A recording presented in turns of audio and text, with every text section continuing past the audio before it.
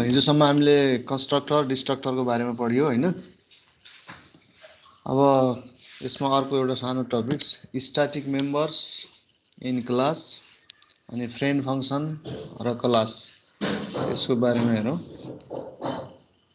Static member भन्ने बित्तिकै क्लासमा हामीले normally there are two types of members, one is data member and another is member function.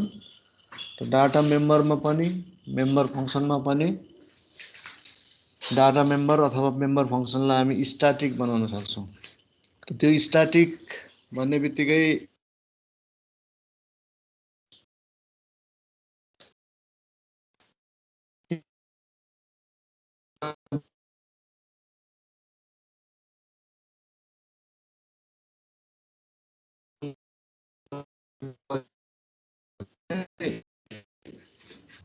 Normally हाम्रो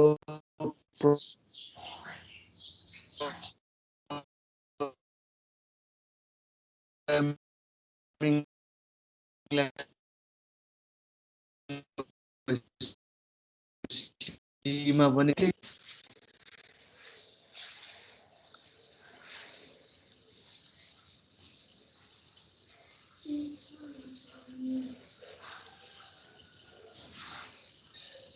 network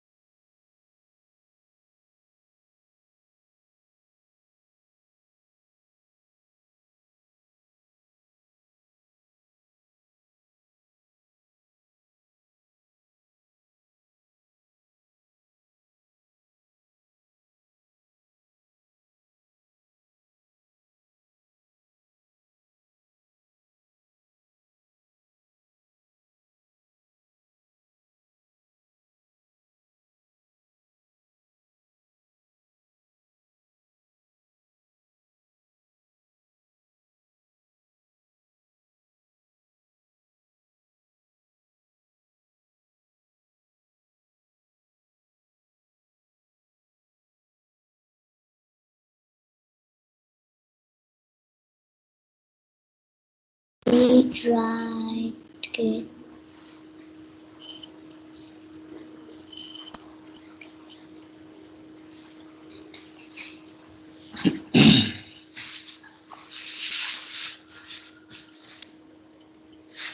के भएको?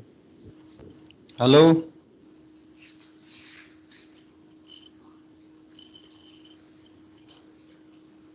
हेलो अहिले ठिक छ?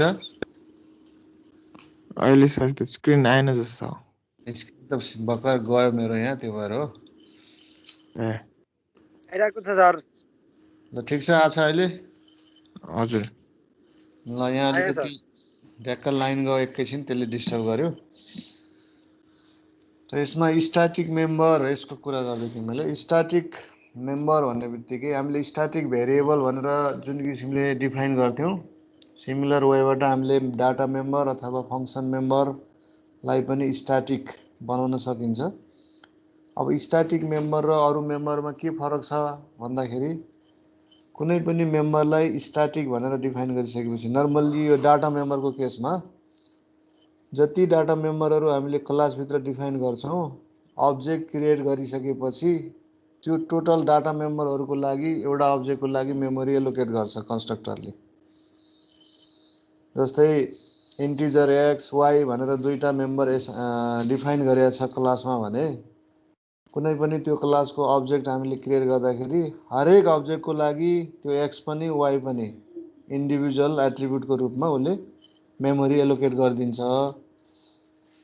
तर स्ट्याटिक मेम्बरहरू जब बनाउँछौँ, स्ट्याटिक मेम्बर भनेको अलिकति अरू नर्मल डाटा मेम्बरभन्दा छुट्टै हुन्छ।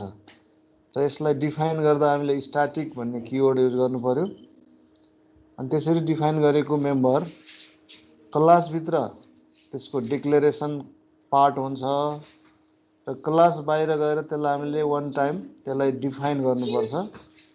जति बेला त्यसलाई डिफाइन गर्छौँ त्यो बेलामा त्यसको लागि मेमोरी एलोकेट हुन्छ र मेमोरी वान टाइम एलोकेट हुन्छ।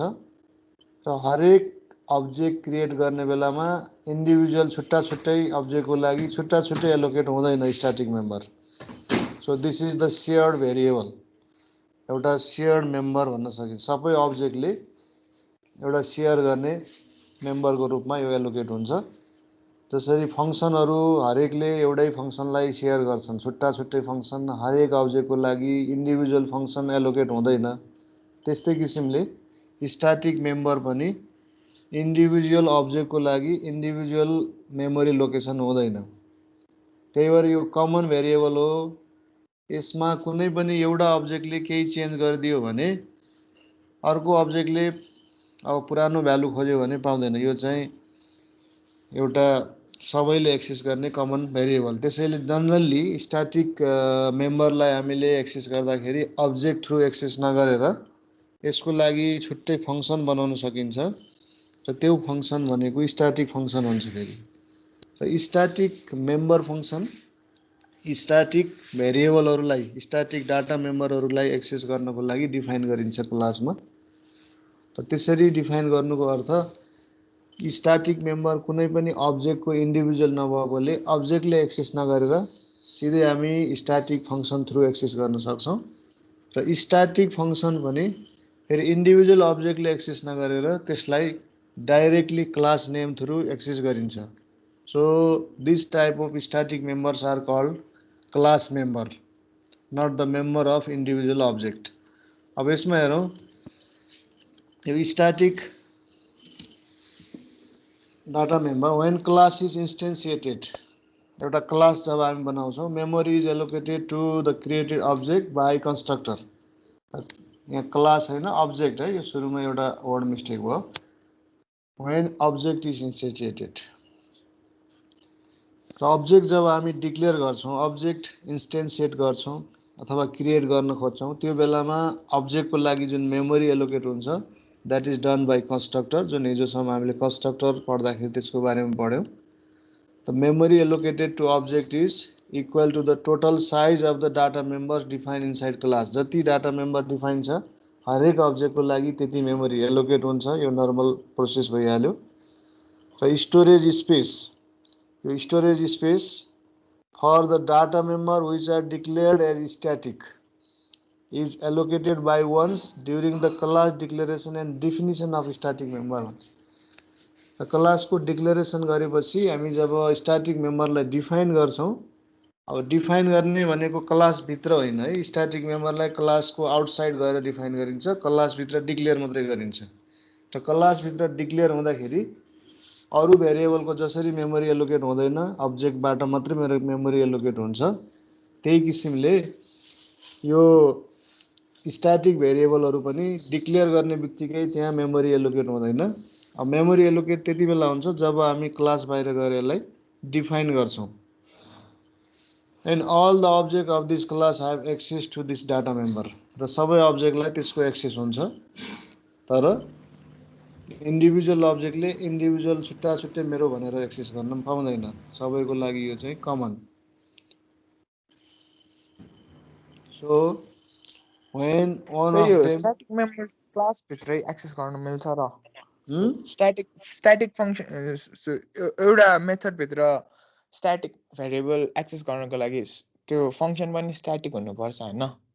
स्टैटिक बनाउनु पर्छ, तर एक्सेस गर्न नमिल्ने भन्ने छैन। स्टैटिकलाई एक्सेस गर्न मिल्छ पब्लिक फंक्शनहरुमा, जुनमा पनि एक्सेस गर्न मिल्छ, तर एक्सेस त्यसरी जथाभावी गर्यो भने के फरक पर्छ भने कुनै एउटा फंक्शनले अननेसेसरीली मोडिफाई गर्यो भने त्यसको इम्प्याक्ट सबैतिर पर्ने भयो, किनकि स्टैटिक भनेको त एउटै कमन हुन्छ, हरेक अब्जेक्टको इन्डिभिजुअल हुँदैन।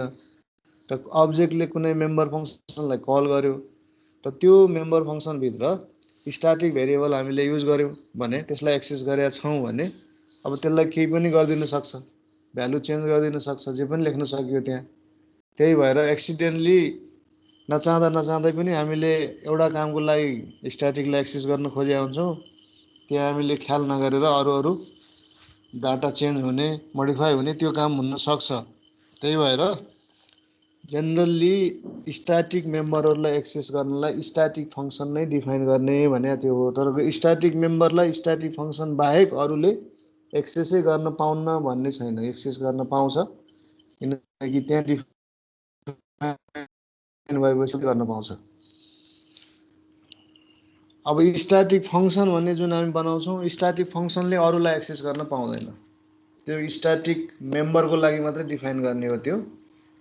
त्यही भएर स्टैटिक फंक्शनलाई हामीले अब्जेक्ट थ्रु कल गर्दैनौं, कल गर्दाखेरि क्लास थ्रु कल गरिन्छ। त्यो कुरा म पछि एक्जाम्पलमा देखाउँछु। अब यसमा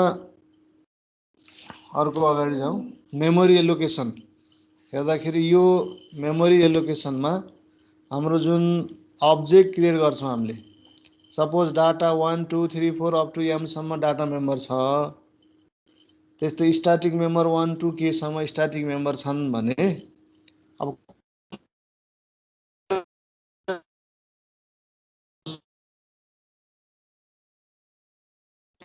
क्रिएट गर्नु, सपोज अब्जेक्ट 1 भने उले यो नन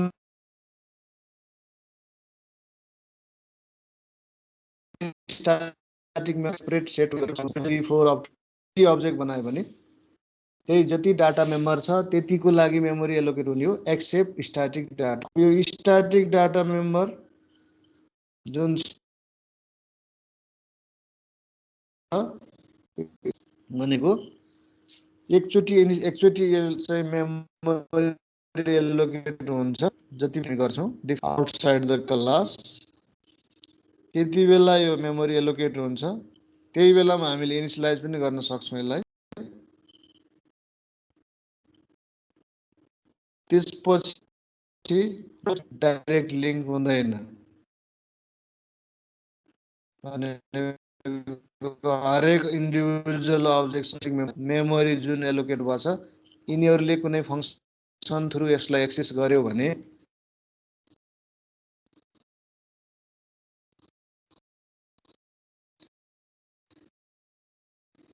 त्यो केसमा डाइरेक्टली सबै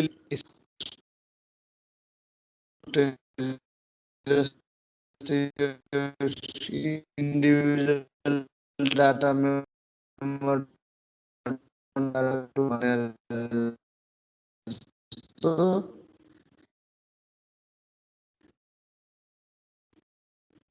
स्ट्याटिक पनि यसको स्ट्याटिक यसको पनि स्ट्याटिक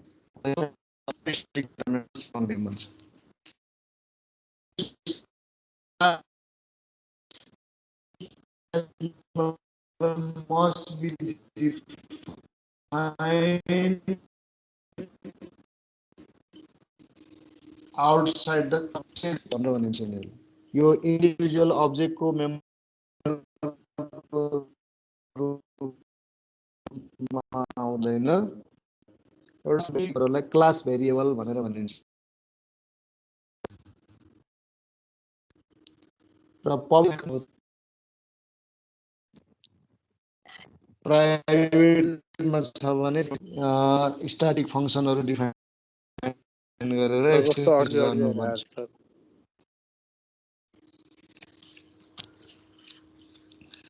ठीक छ यसमा त्यही हो स्ट्याटिक अहिले त बुझिन्छ कि बुझिन्न अड्की आइरहेछ सर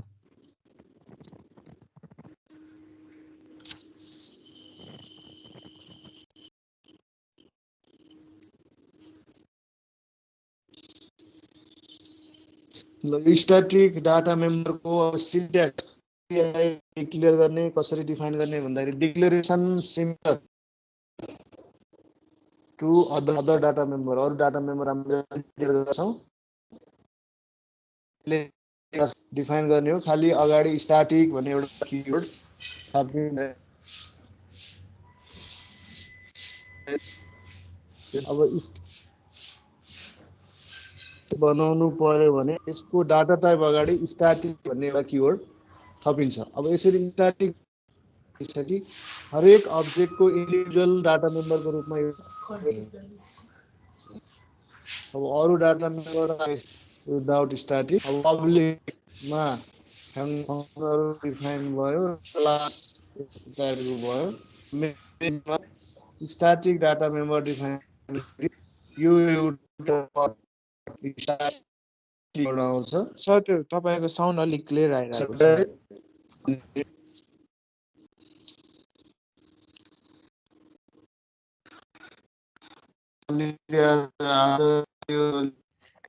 डिस्टर्बेन्स आछ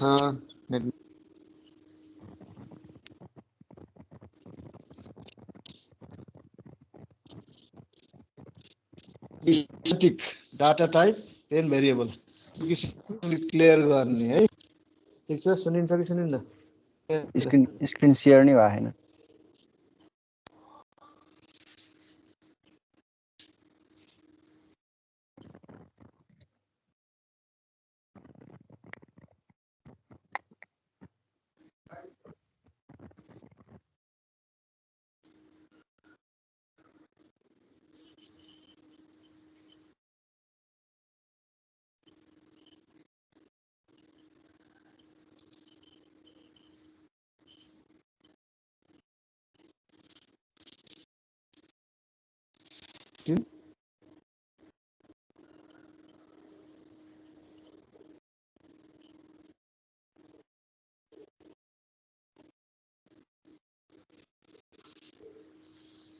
आज डिस्टर्ब भयो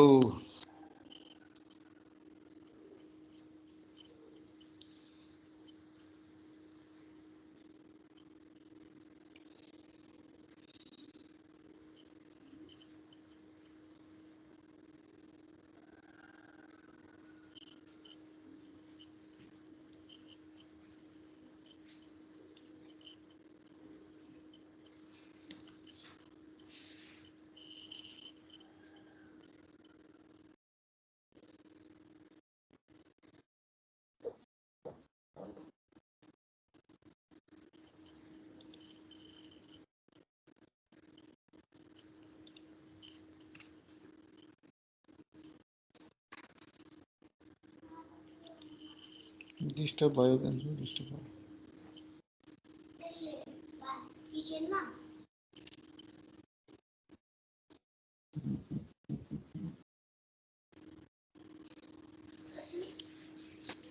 नेट डिस्टर्ब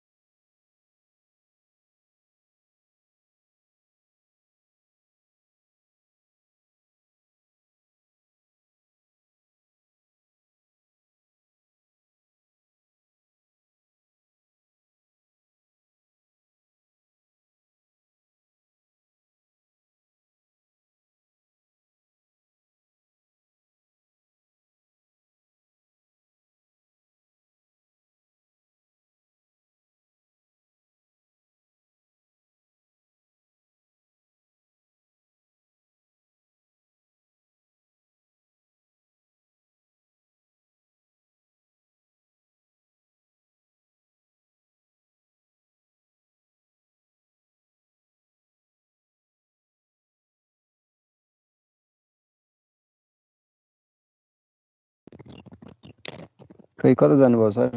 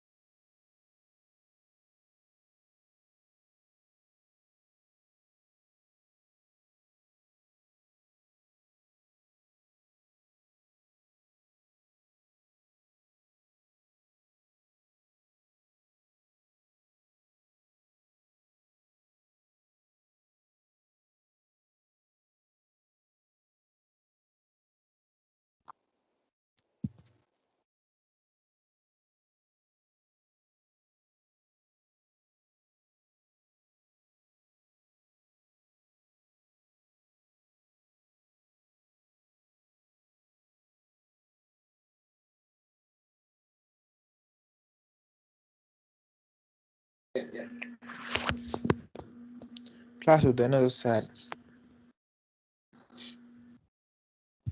हेलो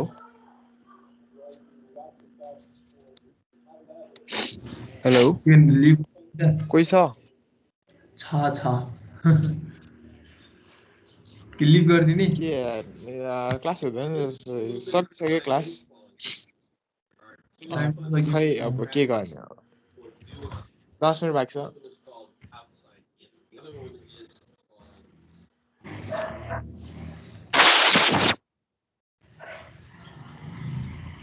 है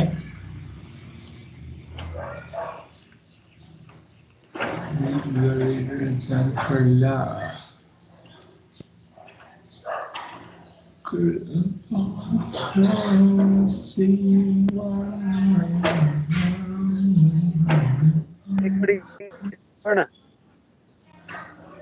के भयो?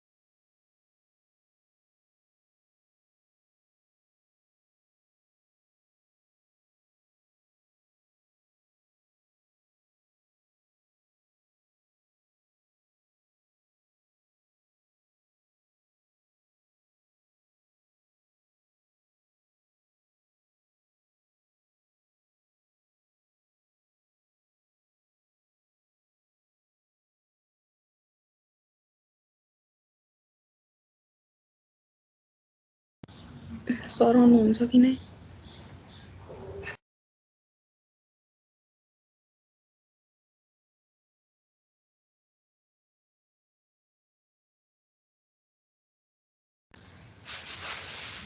कोही छ कि स्क्रिन ह्याङ भएको मेरो?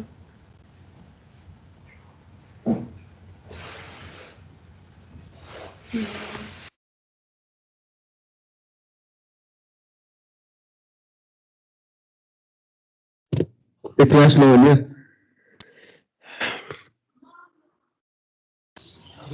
हुँदैन त होला नि अब के भयो त्यो सर के भयो अब त 10 मिनेट मात्र बाँकी छ किन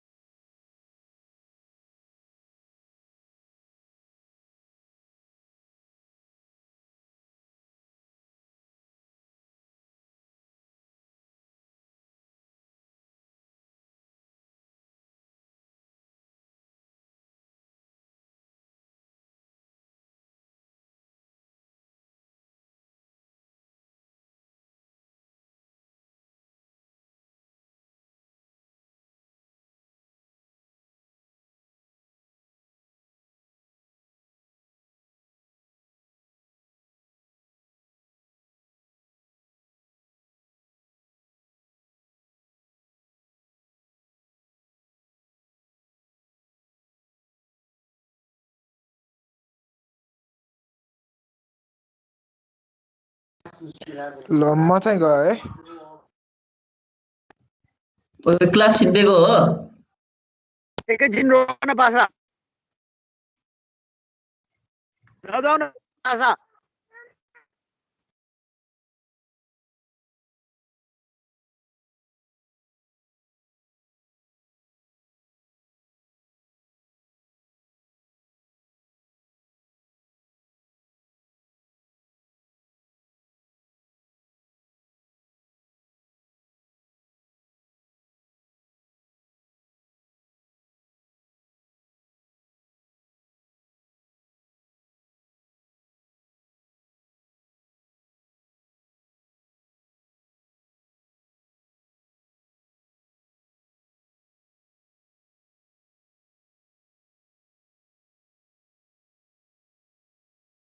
हाई गाइस म निकाको